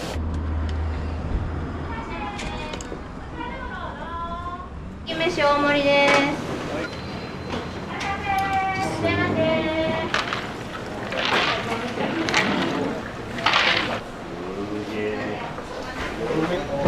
焼き飯に一つ大盛りです。こういうランチ。はい、タンランチ。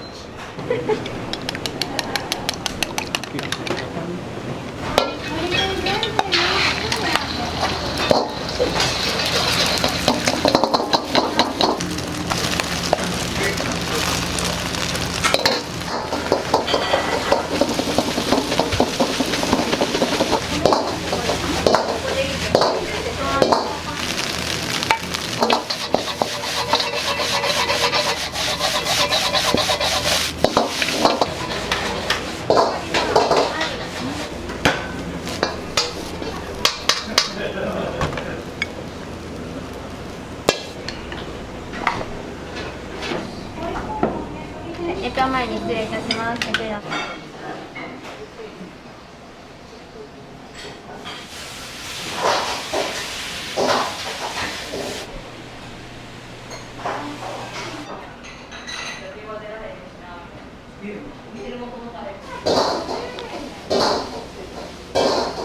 ね、うちのお父さん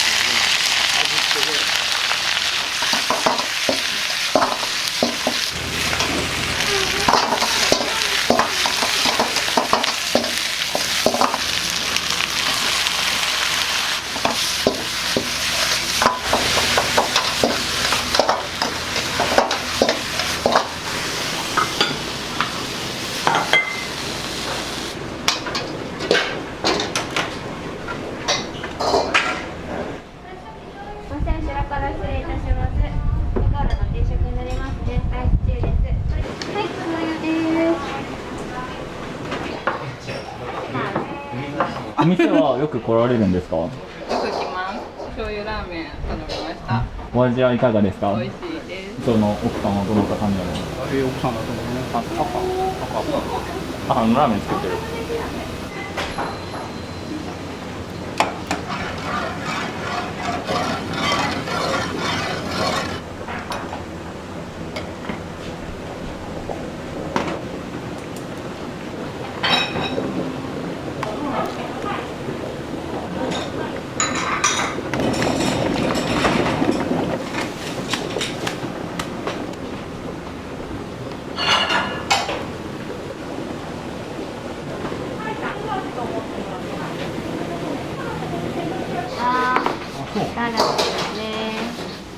以上でお揃いですか？ゆっくりどうぞ。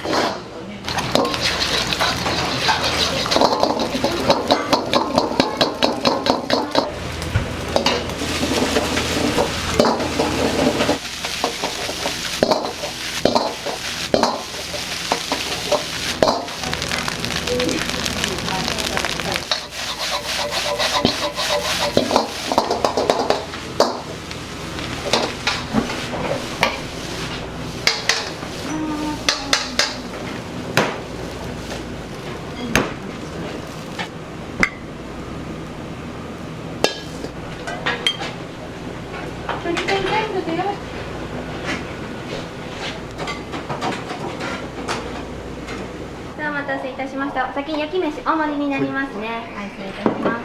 これが普通の焼き飯ですね。でかいっすね。うまそう。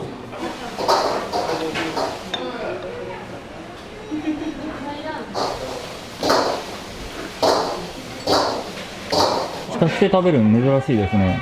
めちゃめちゃうまいっすよ。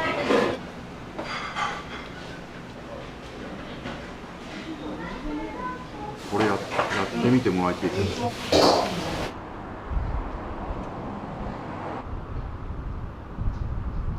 梅YouTube ね。YouTube パイタンランチパイタンランチ2つ。チャーハンランチチャーハンランチ。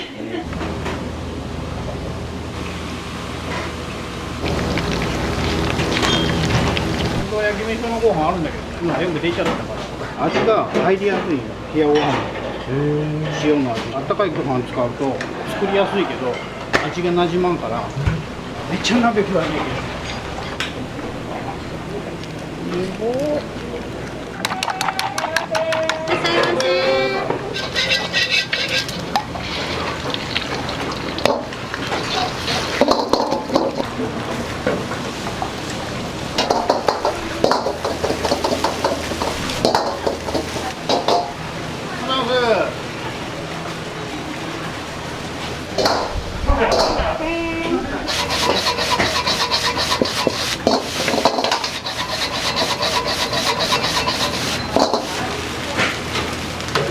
何個あげたか分からんけど。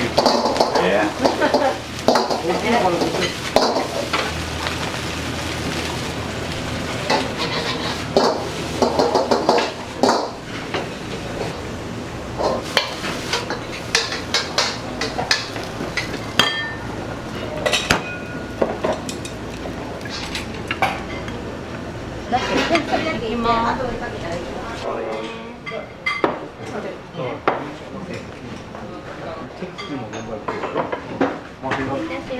パイタンのラーメン。は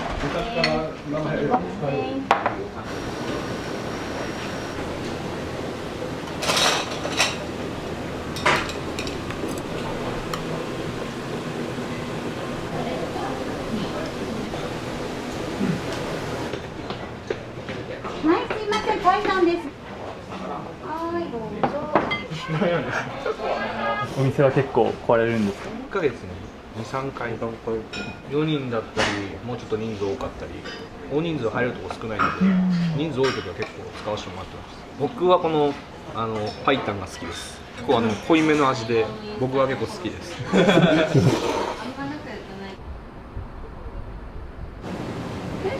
い、できます。はい。後ろから失礼いたします。混ぜそばランチになります。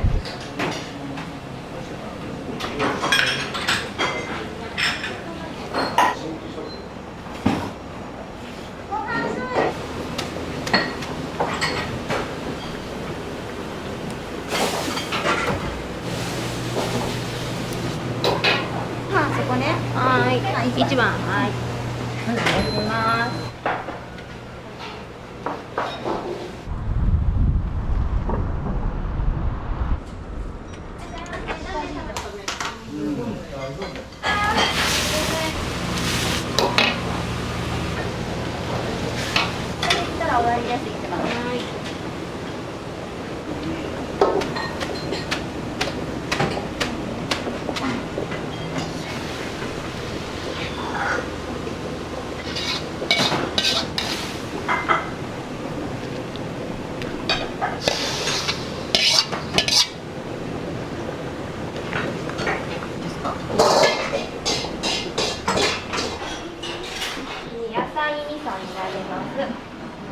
はミニちゃんぽんになりますね。ミニ焼き飯になりますね。ありがとうございます。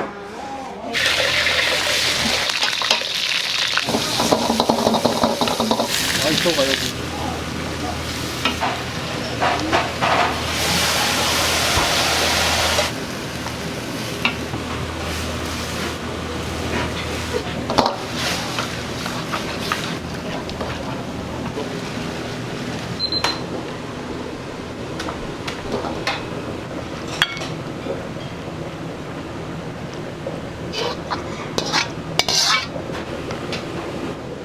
これ食べよう。